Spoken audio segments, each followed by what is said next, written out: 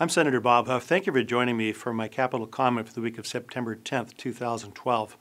Well, we finished up our legislative session in the wee hours of the morning on September 1st, and as the dust has settled, we got to figure out what actually happened. Well, first of all, there was pension reform. That's good. The bad news is we only got about half what the governor was setting out to do at the beginning of the year, and we also don't get the savings that we really need to do to take the pressure off the budget. We got about 6 of the governor's 12 points. The estimate is anywhere from a $15 billion savings to a $60 billion savings over the next 30 years, but you recall our liability is somewhere like $100 to $500 billion over the next 20 years. A lot of different numbers over different time periods, but you can see we didn't accomplish what we needed to do. Now the good news is AB 340, the bill that implemented this pension reform, does limit pension spiking, double dipping, pension holidays. Bad news is there's no constitutional protection. You'll recall that if the legislature puts something into effect, it can also change it by legislative action the next year, let's say in a non-election year. So that is a problem. We really need to have any lasting pension reform through an initiative and have the voters put it into law. It also has no hybrid. A hybrid is where you have defined benefit and you have a defined contribution.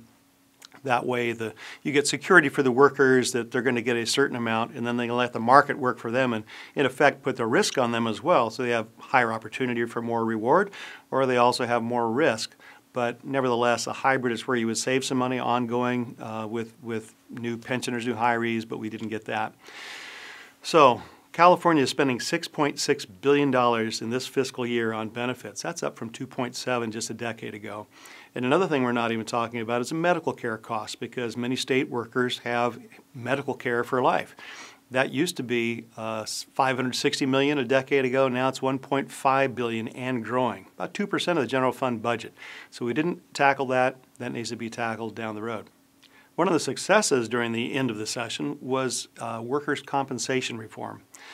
Now, we had some reform back when Governor Arnold Schwarzenegger first came in. It was a big problem where the system was underfunded and being abused, and it's been pulled apart by the attorneys in the meantime. So SB 863, which was passed in the final week, helped eliminate fraud that has developed. It streamlined the process and scored savings of hundreds of millions of dollars.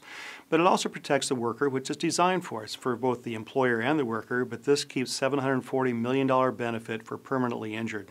A major missed opportunity comes by way of CEQA reform. There was a bipartisan effort to roll back the California Environmental Quality Act, not to hurt the environment, but to keep it from stopping projects, because that's what it's become. It's become a blunt instrument to stop projects rather than just protecting the environment. Everybody recognizes that when we're trying to create jobs, we've got to rein in the abuses of CEQA, but that didn't happen. 34 legislators, Democrat legislators, I might add, signed a letter opposing reform, and that became a boulder too big to push up the hill. I'm Senator Bob Huff. I want to thank you for joining me for my Capitol comment.